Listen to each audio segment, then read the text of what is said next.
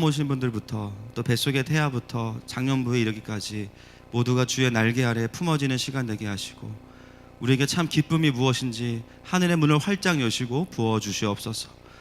부족한 자를 사용하셨사오니 주님께서 행하여 주시고 주님의 부족한 모든 것들은 십자가의 뒤로 감추시고 오직 주님의 마음과 영광만 드러나기를 소망합니다. 감사함이 예수님의 이름으로 드렸습니다. 아멘. 우리가 지난주에는 성령 안에서의 화평에 대해서 나누었습니다. 그 평화, 그 화평은 어떻게 우리에게 주어지는가? 기억나십니까? 전쟁을 통해서 주어집니다. 그 전쟁은요, 총으로 싸우는 전쟁이 아니라 진리의 전쟁, 거짓과의 전쟁이라고 말씀을 드렸죠. 인간의 타락 이후로 계속해서 우리의 삶에 끊임없이 사단이 왜곡된 거짓말을 심습니다. 제일 먼저는 하나님을 향해서 왜곡된 메시지를 심고 또 내가 나를 바라볼 때에도 왜곡된 메시지로 내가 누구인지 알 수 없게 만들어요. 관계에도 마찬가지고요. 나라를 바라보고 세상을 바라보는 우리의 관점들을 계속해서 왜곡시킵니다. 결국 진리를 우리가 선포하고 하나님의 분명한 진리 안에 있을 때에만 우리가 화평을 누릴 수 있다는 것이죠. 오늘은 이 화평만이 아니고 그 진리는 우리를 희락의 열매를 맺게 합니다. 그래서 오늘은 우리가 성령 안에서의 희락, 다른 말로 말하면 한번 따라하겠습니다. 기쁨에 대해서 나누겠습니다. 여러분, 이번 한 주간 사시면서 제일 기뻤을 때가 언제십니까? 제일 기뻤을 때, 옆 사람하고 나눠보세요. 잠시 제일 기뻤을 때 10초 드리겠습니다.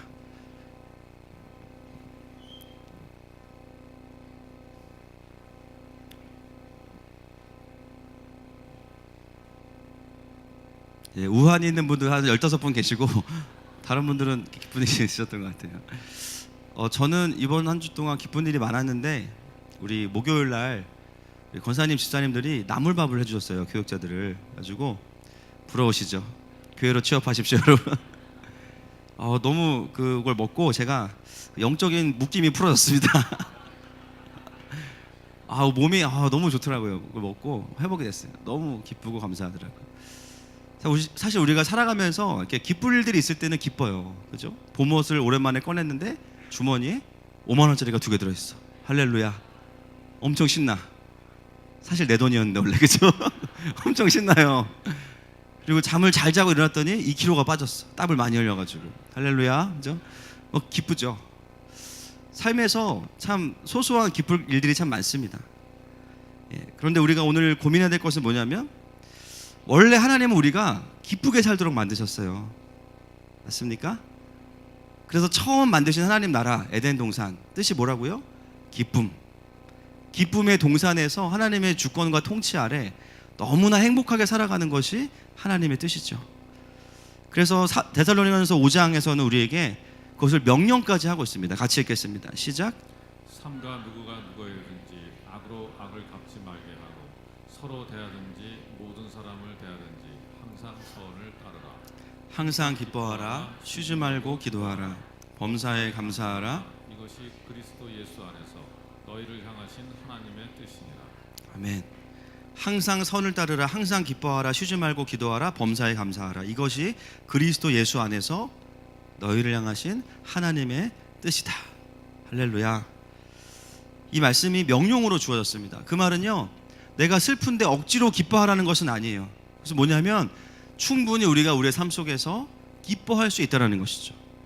이미 우리에게 주어진 하나님의 영광이고 특권인데 그것을 취하라는 것입니다. 우리가 삶에 기쁠 일이 있을 때에만 누리는 기쁨, 그 이상의 기쁨이 오늘 우리가 함께 봐야 되는 바로 그 기쁨입니다. 로마서는 이 희락을요, 관계 안에서의 열매로 이제 풀어가는데 오늘은 저희가 좀 더 확장된 의미로 그냥 기쁨 자체에 대해서 같이 좀 묵상하고 그것을 우리 관계에 적용하면 좋을 것 같습니다. 보통 우리가 세상 사람들 또 하나님을 잘 모르는 경우에 근심과 슬픔이 오면 우리는 어떻게 해결하는가? 기쁨의 반대가 이제 슬픔과 근심이기 때문에 그렇죠. 여러 방법들이 있습니다. 그런데 최근에 가장 큰 흐름들을 보면 뭔가 삶에서 근심이 오고 슬픔이 오면요, 어떤 반응들이 가장 대세냐면 전혀 상관없는 다른 재미와 쾌락으로 그것들을 그냥 덮어버립니다. 생각하기 싫어. 그냥 재밌는 거 볼래, 신나게 놀래. 그래서 모든 미디어의 방송의 주제가 뭐냐면 먹방, 쿡방, 또 또 여행, 일탈 이런 것들이죠. 한국이 부자가 돼서 그런 것도 있겠지만 그 현상을 보면서 깨닫는 것은 뭐냐면 일상이 생각보다 행복하지 않다라는 거예요. 그리고 일상의 근심과 염려를 그냥 이런 것들을 덮어버리려는 흐름들이 보입니다. 그래서 힐링이라는 이름으로 우리가 떠나지만 사실 진짜 힐링이 뭔지는 모르는, 계속해서 드라마를 보고 영화를 보고 예능을 계속 봅니다. 예, 갑자기 여러분 막 찔리시죠? 예, 미디어를 보는 것 자체가 나쁘다는 것이 아니라 저도 드라마 봅니다. 열혈사제 너무 재밌습니다. 요즘에 목사가 신부를 좋아하는 게 아니라 김남길이 너무 멋있어요. 사실 그렇게 되고 싶습니다. 네. 신부가 이렇게 싸움을 잘하는지 모르겠어요. 네. 우리가 TV를 보는 게 나쁘다는 게 아니고요, 필요하면 여행도 필요해요. 근데 문제는 뭐냐면 그 자체가 나쁘다는 것이 아니라 내 안에 있는 근심과 슬픔과 절망들을 전혀 다루지 않은 채로 억지 웃음과 다른 재미들로 덮으려는 그 흐름에 대해서 우리가 좀 봐야 한다는 것이죠. 또는 많은 분들이 술이나 약물로, 강제적인 즐거움으로 그 슬픔과 근심들을 좀 덮으려고 합니다. 물론 당장은 효과가 있죠. 마치 이런 거예요. 아픈데 진통제를 맞는 거예요. 당장은 안 아프고 괜찮은 것 같습니다. 근데 문제는 뭐냐면요, 술이 깨거나 여행을 다녀와서 또는 일탈을 끝내고 나서 분명히 그 시간 동안은 너무 즐거웠던 것 같은데 다시 일상으로 돌아올 때의 고통이 너무 크다는 거죠. 즐기고 돌아오면 우리를 기다리는 것은 무엇이냐면 텅 빈 잔고와 다음 달에 메꿔야 될 카드값, 그 부담이 확 다가오게 됩니다.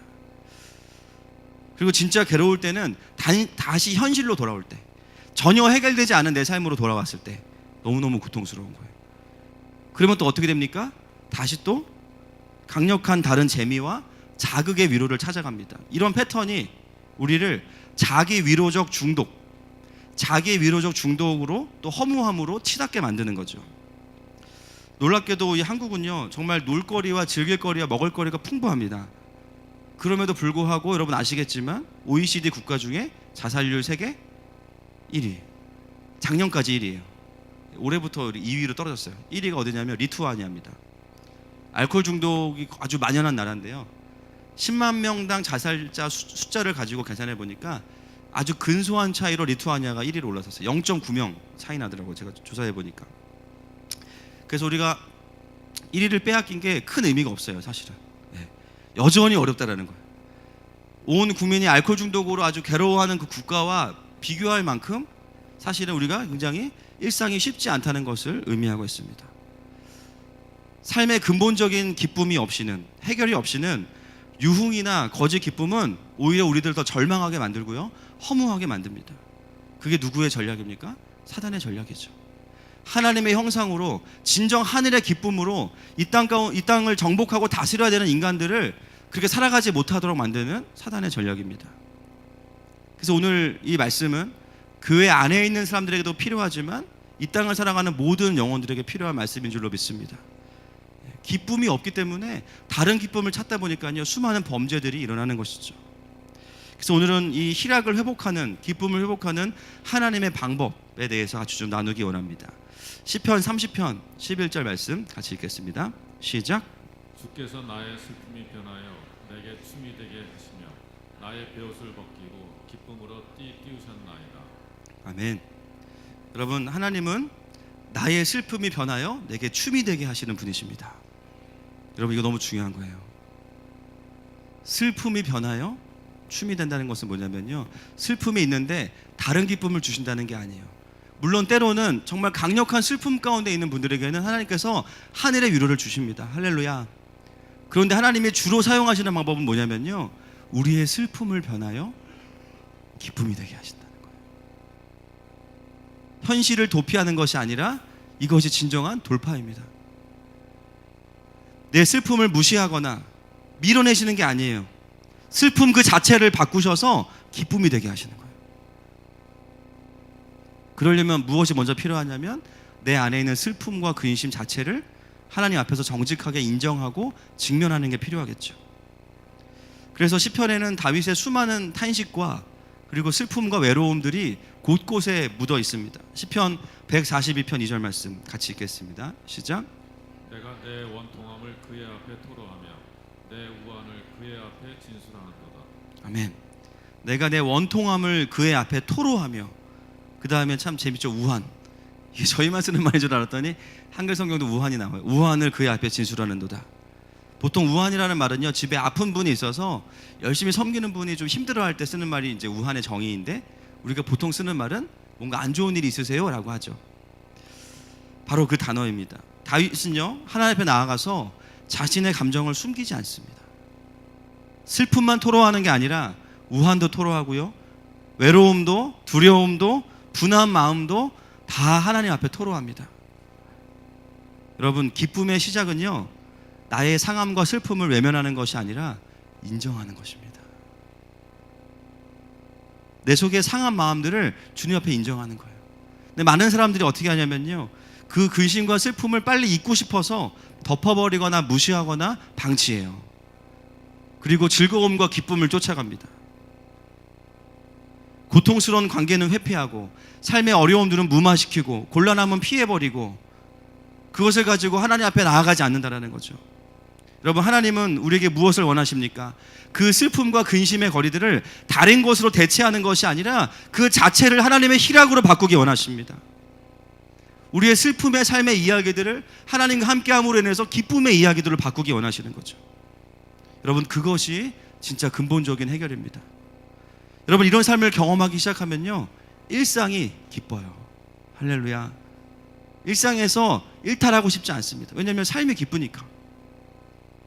그리고 이러한 구조야말로 삶의 문제들이 쌓이는 구조가 아니라 해결되는 방향으로 가는 구조가 되는 것이죠. 그러므로 오늘 우리가 주님 앞에 나아갈 때 우리 안에 있는 깊은 근심과 슬픔들을 정직하게 가지고 나아가시기를 축복합니다. 우리가 하나님 앞에서요, 우리의 근심과 슬픔을 가지고 나아가면 하나님은 어떻게 그것을 기쁨으로 바꾸시는가? 그게 두 번째겠죠. 첫 번째는 즉각적인 응답을 통한 문제 해결입니다. 여러분, 살아오시면서 기도했더니 바로 응답받은 일이 있으셨죠? 난 그런 적이 있다. 손 들어보세요. 그런 적 있다. 많으시네요, 대부분. 네. 되게 이렇게 우아하게 드시네요, 그죠? 우아하게. 뭐 그 정도야, 뭐 이렇게 있어요. 다들 뭐 사소한 것부터 큰 것까지 뭔가 기도할 때 하나님께서 좀 빨리 주시는 응답들이 있어요. 빌립보서 2장 25절부터 28절 말씀 같이 한번 보시겠습니다. 시작. 그러나 에바브로디도를 너희에게 보내는 것이 필요한 줄로 생각하노니 그는 나의 형제요 함께 수고하고 함께 군사된 자요 너희 사자로 내가 쓸 것을 돕는 자라. 그가 너희 무리를 간절히 사모하고 자기가 병든 것을 너희가 들은 줄을 알고 심히 근심한지라. 그가 병들어 죽게 되었으나 하나님이 그를 긍휼히 여기셨고 뿐 아니라 또 나를 긍휼히 여기사 내 근심 위에 근심을 면하게 하셨느니라. 그러므로 내가 더욱 급히 그를 보낸 것은 너희로 그를 다시 보고 기뻐하게 하며 내 근심도 덜려 함이니라. 아멘. 여러분 보시면 25절부터 28절까지 근심이 4번이나 나오고요, 그죠? 그 다음에 어디죠? 근심 위에 근심. 27절에 보면 나를 긍휼히 여기사 근심 위에 근심을 면하게 하셨느니라. 우리가 요한복음엔 은혜 위에 은혜인데 여기는 근심 위에 근심이죠. 에바브로디도는 이 빌립보 교회의 리더였습니다. 이방인 출신이었습니다. 그랬던 그가 예수님을 믿게 되고 빌립보 교인들을 대신해서 파송을 받아서 바울을 도와주러 오게 됩니다. 너무나 열심히 최선을 다해서 돕다가 과로를 하게 돼요. 그래서 중병에 걸리게 됩니다. 파송한 교회가 얼마나 근심에 쌓였겠어요. 바울은 또 얼마나 미안합니까? 나를 도와주러 왔는데 너무 일을 많이 시켜서 쓰러졌구나. 마음에 근심이 생긴 거죠. 그만큼 이 에바브로디도의 아픈 문제는 교회와 바울을 근심케 하는 문제였습니다. 근데 그때 하나님께서 에바브로디도를 회복시켜 주세요. 그리고 뭐라고 나오냐면 근심이 변하여 기쁨이 되게 하십니다. 하나님 보시기에 이 포인트에서 에바브로디도의 회복은 정말 필요한 부분이었던 것 같아요. 저도 참 이 말씀을 보면서 좀 많이 와닿는 부분이 있습니다. 저도 하늘마음교회를 시작하기 전에 과로하고 아픈 스타일이었어요. 과로하고 아프고 목에 담 걸리면 못 일어나고. 그런데 놀랍게도 해가 거듭될수록 점점 더 몸이 좋아집니다. 예, 살찐다는 얘기는 아니에요. 뭔가 건강해져요. 아픈데 빨리 낫고 또 아플 타이밍이 오면 잘 지나가고, 제가 이번 겨울에요 독감이 2번 올 뻔했어요. 근데 안 걸려요. 기침 한 번 안 하고 지나갔어요. 제가 기침한 거 돌아보니까는 살에 들려서 기침하거나 목이 쉬어가지고 기침한 거지. 야, 감기 한 번 안 걸리고 겨울을 지나갈 수 있다는 게 참 감사하다. 왜 그런가 보니까 온 교회가 수요 중보기도 때마다 기도를 하더라고요. 제 건강을 위해서. 또 우리 교육자들이 엄청 중보합니다. 뭐 저를 긍휼히 여겨서 그런 것도 있지만, 제가 아프면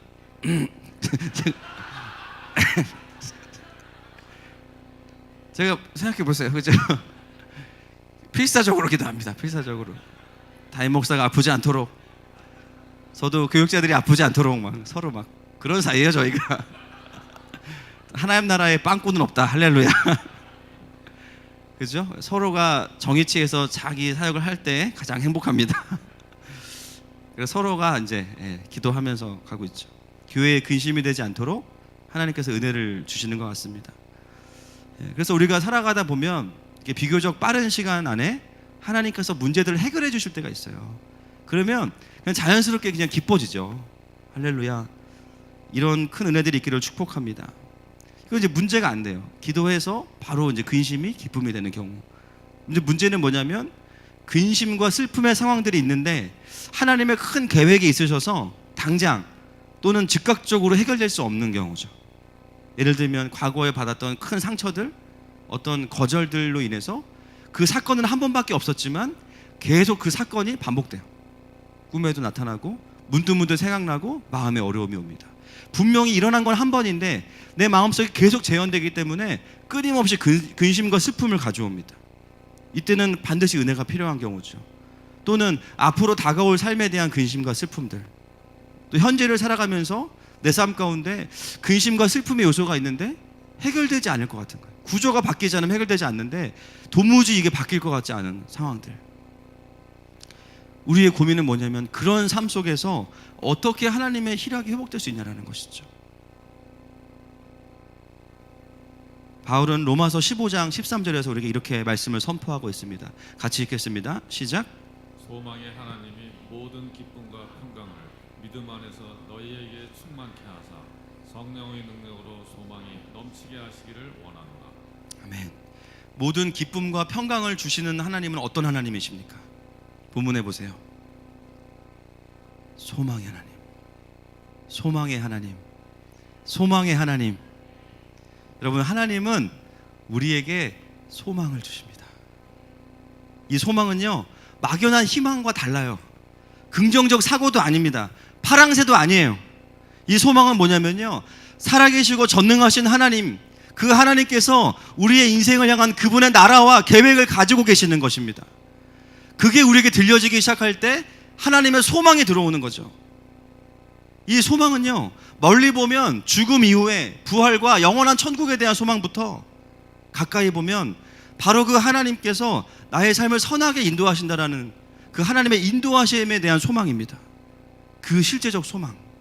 할렐루야. 이 소망은 정신을 잠시 위로하는 막연한 기대감이 아니라는 것이죠. 내가 바닷속에서 그냥 지푸라기로 잡는 심정으로 교회라도 다녀야지, 여러분, 그거 아닙니다. 하나님의 소망은 뭐냐면, 근심의 바다에 빠져있는 우리가 잡고 올라올 수 있는 유일한 구원의 밧줄입니다. 할렐루야. 다시 동력을 잃어버렸던 우리의 인생의 바다에 빠져 있을 때 계속적으로 질주하는 그 배에 탈 수 있도록 해주는 밧줄과 같은 거예요. 나의 삶에 바로 해결되지 않는 근심과 슬픔이 올 때 어떻게 기쁨으로 바뀔 수 있습니까? 그 근심과 슬픔의 문제를 향한 하나님의 소망을 발견하는 것입니다. 하나님의 선하신 뜻과 그것을 통해서 영광 받으실 그 하나님의 전능하심을 바라보는 것, 그것을 믿음으로 취하는 순간 어떤 일이 벌어지냐면요, 로마서 5장 5절입니다. 시작. 소망이 우리를 부끄럽게 하지 아니함은 우리에게 주신 성령으로 말미암아 하나님의 사랑이 우리 마음에 부은 바 됨이니. 아멘. 우리가 소망을 붙잡기 시작할 때 성령으로 말미암아 하나님의 사랑이 부어집니다. 여러분, 소망은요, 슬픔과 근심 가운데 있는 기쁨을 잃어버린 우리의 마음에 하나님의 사랑을 부어주시는 통로입니다. 우리가 힘든 이유는 문제가 해결되지 않아서인 것도 분명히 있어요. 중요한 건 뭐냐면요, 소망을 잃었기 때문이에요. 소망을 잃었기 때문에. 소망을 발견하지 못하면 우리는 절망하게 됩니다. 어거스틴이 빛을 뭐라고 정의했냐면, 어둠을 뭐라고 정의했냐면 빛의 부재라고 정의했습니다. 저는 그걸 그대로 차용해서 절망을 정의하고 싶어요. 절망의 정의는 소망의 부재입니다. 소망이 없으면 중립적인 상태가 아니에요. 절망이 찾아와요. 바뀔 것 같지 않고, 해결될 것 같지 않고, 뚫릴 것 같지 않은, 계속 실패할 것 같은 절망. 그래서 사도 바울이 에베소 교회를 향해서 이것을 기도하고 있죠. 에베소서 1장 18절 말씀 같이 읽겠습니다. 시작. 너희 마음의 눈을 밝히사 그의 부르심의 소망이 무엇이며 성도 안에서 그 기업의 영광의 풍성함이 무엇이며. 아멘. 너희의 마음의 눈을 밝히사. 우리의 마음의 눈이 밝아지면 무엇을 가장 먼저 보기 원합니까? 그의 부르심의 소망. 할렐루야. 내 삶 가운데 평범하고 불행한 것 같은 내 인생 가운데 하나님의 부르심의 소망이 여전한 것이 보이는 것이죠. 그럴 때 우리에게 기쁨이 찾아오는 것입니다. 하나님의 소망의 믿음의 뿌리를 내린 자들에게는 성령의 희락이 찾아옵니다. 환경이 어려워도 하나님의 소망을 받아내는 자들은 기쁨이 있습니다. 축복합니다, 여러분. 여러분, 하나님이 주시는 소망은요, 사명을 붙잡게 하고 기쁨을 회복시킵니다. 그래서 현실 속에서 건강하게 현실을 돌파하게 만듭니다. 그런데요, 아무리 환경이 좋아도 하나님 안에서의 소망을 발견하지 못하면요, 부자가 되면 부자가 될수록 지키기 위해서 근심이 커져요. 없으면 없을수록 없기 때문에 근심이 커져요. 하나님 안에서의 소망이 없으면 끊임없이 슬픔이 들어올 수밖에 없습니다. 그러므로 여러분, 오늘 우리의 모든 근심과 슬픔 가운데 소망의 하나님이 임재하실 것입니다. 제가 이 회복에 대한 메시지, 소망에 대한 메시지를 준비하면서 아주 재밌는 걸 하나 발견했습니다. 많은 분들이요, 제가 이런 소망에 대한 메시지를 전하면요, 그런 마음이 드시는 분들이 있어요. 목사님, 저는 오랫동안 절망하고 근심했고요, 또 기대했다가 실패한 경험이 한두 번이 아닙니다. 그 말은 참 좋은 말이지만 별로 저의 말 같진 않습니다. 이런 마음이 드실 수 있죠. 제가 성경에서 가장 근심을 오랫동안 그리고 많이 장시간 하신 분을 발견했어요. 제가 별명을 뭐라고 붙여드렸냐면 프로 근심러라고 붙여드렸어요. 성경에 가장 먼저 근심하는 분이 있습니다. 창세기 6장 5절과 6절입니다. 시작. 여호와께서 사람의 죄악이 세상에 가득함과 그의 마음으로 생각하는 모든 계획이 항상 악할 뿐임을 보시고 땅 위에 사람 지으셨음을 한탄하사 마음에 근심하시고. 아멘. 여러분, 성경의 프로 근심러 누구십니까? 하나님이십니다. 너무 위로가 되더라고요. 근심을 딱 검색했는데 첫 딱 뜨는 메시지가 땅 위에 사람 지으셨음을 한탄하사 마음에 근심하시고. 누가? 여호와께서. 너무 위로가 되는 거예요. 우리는 주님 바라보면서 소망이라도 있지, 주님은 바라볼 사람이 없어요. 땅을 보면 절망, 어두워, 그죠? 엉망진창, 전적 타락, 전적 부패. 생각하는 것마다 악하고 생각하는 것마다 하나님을 대적하는 것들. 근심이 되시죠? 도무지 사람이 소송케 될 여지가, 가능성이 1도 없어요. 답이 없습니다. 여러분 생각해 보세요. 자녀를 키웠는데요, 맨날 나가서 술만 먹고 싸우고 사고만 치고 다닌다고 생각해 보세요. 그러면서 자신이 뭐가 잘못됐는지는 전혀 돌아보지 않는다. 부모로서 얼마나 절망스럽겠습니까? 전적으로 부패하고 타락한 사람을 바라보시면서 하나님이 절망하려고만 하시면 진짜 절망하실 수밖에 없는 상황이에요. 그래서 근심이라는 말이 하나님께 먼저 쓰여지고 있습니다. 그럼에도 불구하고 우리가 깨닫는 것이 있죠. 그렇다고 해서 하나님이 정말 계속 근심만 하셨는가? 그렇지 않습니다. 그렇다고 해서 하나님이 그 근심을 자신의 전능한 능력으로 바로 그냥 해결하셨는가? 그것도 아니에요. 하나님은 수천 년에 걸쳐서 예수님을 보내시는 동안 기다리셨어요. 그러면 그동안 슬프고 어렵게 계셨는가? 그렇지 않습니다. 하나님은요, 하나님의 구원 계획을 성취해 가셨어요. 어떻게 그것이 가능할까? 어떻게 근심하지 않고, 어떻게 근심이 오지만 절망하지 않을 수 있는가? 아니 뭐 하나님이시니까 그럴 수 있죠. 이렇게 생각하면요, 우리가 교훈을 받지 못합니다. 더 정확하게 봐야 돼요. 하나님 아버지는 아들 예수님을 통해서 소망을 보셨어요. 이게 정말 중요한 겁니다. 땅에 있는 타락한 저들에게는 소망이 없지만 내 아들을 통해서 저들이 살아날 것이기 때문에 그것을 본인의 소망으로 삼으셨어요. 여러분, 예수님은 우리에게도 소망이시지만 하나님 아버지에게도 소망이셨습니다. 아들을 보면서 참으신 거예요. 지금 저들은 아주 흙 속에서 엉망진창 가운데 살아가지만 결국 내 아들을 통해서 내 사랑하는 자녀들이 회복될 거야. 그 오랜 시간을 기다리면서 그 소망이 실제가 될 때까지 기다리셨어요. 그러면서 하나님은 근심 가운데만 계시지 않으셨습니다. 스바냐 3장 17절 말씀 같이 읽겠습니다. 시작. 너의 하나님 여호와가 너의 가운데에 계시니 그는 구원을 베푸실 전능자이시라. 그가 너로 말미암아 기쁨을 이기지 못하시며 너를 잠잠히 사랑하시며 너로 말미암아 즐거이 부르며 기뻐하시리라 하리라. 아멘. 우리를 바라보시는 하나님의 표정이 어떠신 거예요? 아유, 이 죽일 놈 그러나요? 아니죠. 기쁨을 이기지 못하시며, 기쁨을 이기지 못하시며, 기쁨을 이기지 못하시며. 언어로 보면요, 크게 기뻐했다라고 되어 있지만 한글 번역에 너무 마음에 들어요. 기쁨을 이기지 못하시며. 우리를 바라보시는 하나님의 마음 한켠에는요, 근심과 슬픔도 있으시죠. 우리가 여전히 죄악 가운데 있는 모습들을 보시면서, 그러나 하나님은 그 근심과 절망에 매이지 않으시고 우리를 바라보실 때 그 기쁨을 이기지 못하신대요. 여러분, 우리 교회 오시면 특징이 꼬맹이들이 많습니다. 그렇죠? 진짜 많아요. 그렇죠? 근데 그 아이들만 보지 마시고 그 아이들을 바라보는 아빠 엄마들을 한번 바라보세요. 물론 애들이 잘못할 때는 분노하는 표정이 있을 수도 있습니다. 근데요, 여러분, 애들이 이쁜 짓 할 때 보시면요, 그 표정이 보여요. 그 표정이 뭘까요? 기쁨을 이기지 못하시며. 오늘 급조한 사진이 있는데 좀 띄워주시겠습니까? 오늘 점심 때 우리 장영 집사가 제가 미리 물어보진 않았어요. 죄송합니다. 초상권 침해로 뭐 제가 죄송한데 밥하게 사겠습니다. 그래가지고 예, 다음 장면. 기쁨을 이기지 못하시며. 참 어떻게 이게 가능합니까? 그죠? 예. 자녀들을 바라보면, 예, 됐습니다. 자녀들을 바라보면서 부모의 마음이 그런 거죠. 기쁨을 이기지 못하는 마음. 이 아이들이 아픈 것도 다 나 때문인 것 같고, 그죠? 그리고 아이들이 조금만 이쁜 짓 하면 너무 행복한 거예요. 제가 집에서 저희 아이들 바라보고 있으면 아내가 항상 물어봐요.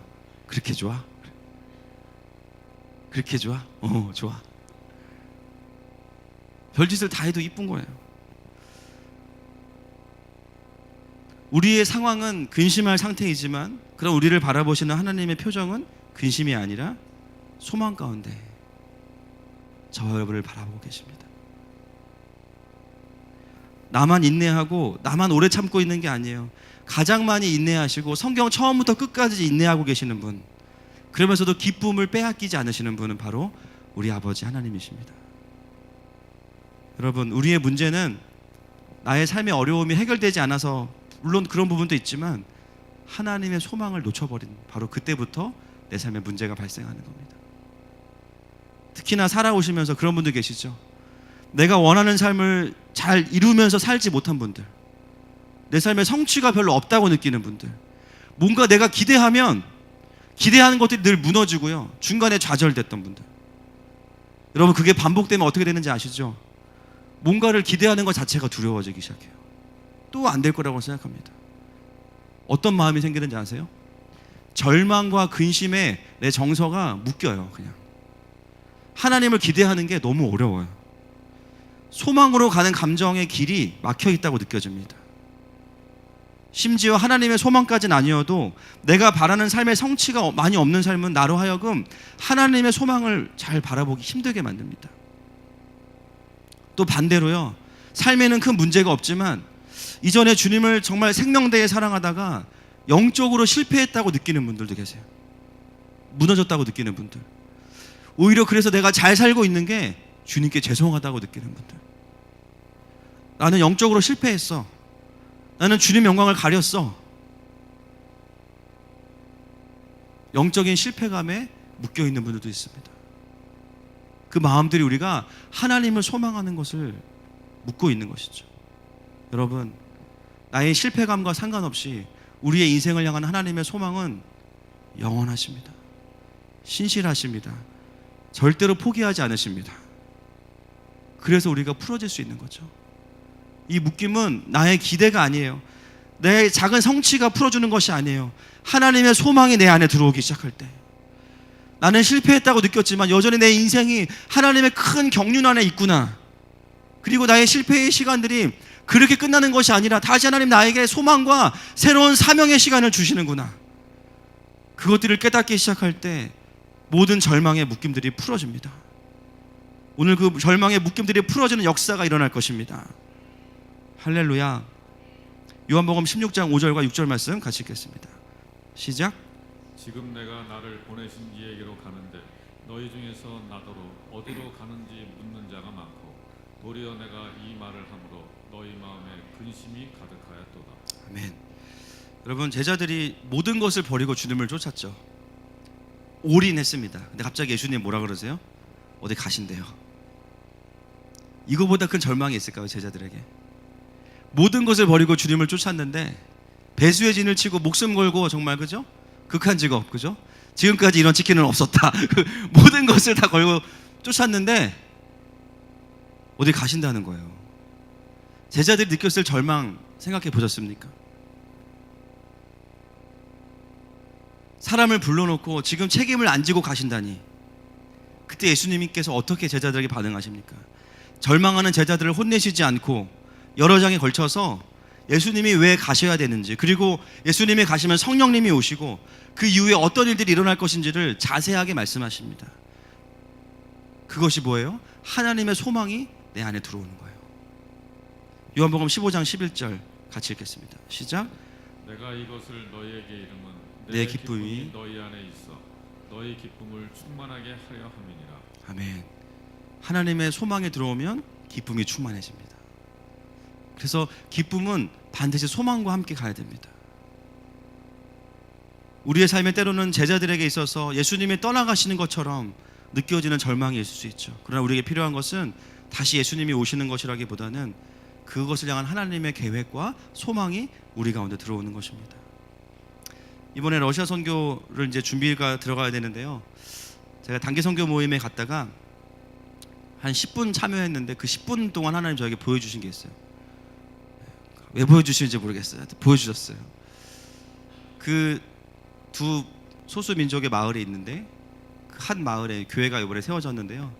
거기에 있는 그 소수 민족의 그 사람들이 선교사님을 둘러싸고 뜨겁게 기도하는 모습을 보여주셨어요. 어쩌면 그 마을에서 한 번도 그런 장면이 연출되지 않았을 수도 있습니다. 그러면서 주님 저에게 어떤 마음을 주셨냐면, 내가 이 마을에 들어가면 어떤 일이 일어나겠냐. 그 주님의 무릎 앞에서 제가 도저히 못 갑니다라고 못하겠더라고요. 한 달 동안 씨름했어요. 한 달 동안. 하나님 확실합니까? 확실합니까? 뭔가 그곳에서 경배를 해야 될 건 맞는데 굳이 늘 알코올 중독에, 늘 깨어진 가정에, 늘 필요를 채워줘야만 했던 그 사역의 대상이라고 느꼈던 그 소수민족의 사람들이 오히려 하나님의 군대가 될 거라는 거예요. 거기서 러시아의 영적인 지도자가 나올 거라는 거예요. 술을 먹던 사람이 안 먹는 게 목표가 아니라 하나님 나라의 군대가 된다는 거예요. 그리고 러시아 선교를 주도하고 그들이 가깝고 가장 먼 땅을 향해서 중보하는 자가 될 것이라는 거예요. 낮에는 그들의 필요를 채우지만 밤에는 영적인 필요를 채우고 그들의 하늘을 같이 열고 그곳에 임재하신 하나님의 얼굴을 보여주고 하나님을 경배하는 거. 할렐루야. 지금 신청하십시오.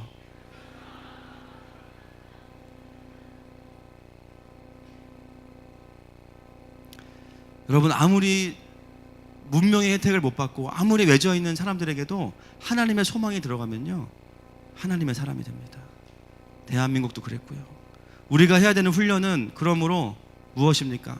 나의 문제든 누군가의 관계의 문제든 어떤 문제이든지 간에 내 삶에 수시로 들어오는 근심과 슬픔 속에서 하나님의 소망을 계속 듣고 보는 훈련이 필요해요. 맞습니까? 때로는 즉각적으로 주님이 일하실 때도 있고요. 때로는 오랫동안 소망을 붙잡고 기도해야 될 때도 있습니다. 그런데요, 그 삶의 시간들이 쌓이면요, 어느 순간 하나님 자체에 대한 신뢰로 바뀌어집니다. 할렐루야. 그럴 때 우리가 이런 고백을 하게 돼요. 하박국 3장 17절과 18절 말씀 같이 읽겠습니다. 시작. 비록 무화과 나무가 무성하지 못하며 포도나무에 열매가 없으며 감람나무에 소출이 없으며 밭에 먹을 것이 없으며 우리의 양이 없으며 외양간에 소가 없을지라도 나는 여호와로 말미암아 즐거워하며 나의 구원의 하나님으로 말미암아 기뻐하리로다. 아멘. 어느 순간 여호와로 말미암아 즐거워하며 구원의 하나님으로 말미암아 기뻐하리로다. 그냥 하나님을 기뻐하게 됩니다. 그러면요, 그분 안에 있던 부작용이 없는 완전한 기쁨이, 예수님이 주시고자 했던 기쁨이 우리에게 오게 됩니다. 그것이 바로 성령 안에서 희락을 가지게 되는 거고요. 그 희락이 있는 자들은요, 그 기쁨을 흘려보내게 되는 거예요. 우리의 사명은 나만 기쁜 것이 아니라 절망과 근심에 휩싸인 이 세상 속에서 그 기쁨을 유통하는 자입니다. 여러분, 하나님은 우리가 슬프고 근심 가운데 있을 때 무조건 기뻐하라고 강요하시는 게 아니에요. 우리의 손을 잡으시고 절망에 묶여있는 그 밧줄을 다 끊으신 다음에 우리의 손을 잡으시고 소망의 자리로 데려가십니다. 그 소망의 자리로 가면요, 저절로 기쁨이 회복돼요. 오늘 아버지 하나님께서 여러분을 그 소망의 자리로 초청하고 계십니다. 시간 함께 주님 앞에 우리가 좀 나아갔으면 좋겠습니다.